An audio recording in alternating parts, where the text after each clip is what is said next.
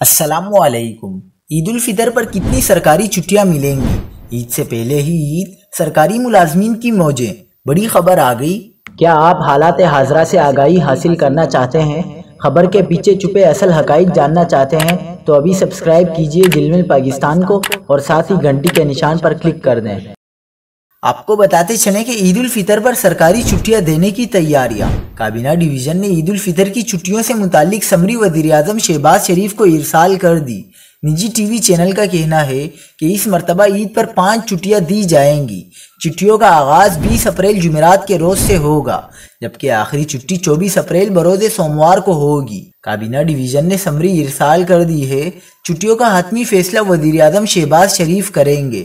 واضح رہے کہ اس سال عید الفطر کا چاند 21 اپریل کو نظر آنے کا امکان ہے۔ رؤیت ہلال ریسرچ کونسل کے مطابق رؤیت ہلال کمیٹی کا اجلاس 20 اپریل جمعرات کی شام ہوگا، تاہم اس شام عید کا چاند نظر آنے کا امکان نہیں ہے، لہٰذا عید الفطر 30 روزے مکمل ہونے کے بعد ہفتہ 22 اپریل کو منائی جائے گی۔ اس سال عید الفطر پر 5 چھٹیاں دینے کا فیصلہ بھی کر لیا گیا ہے۔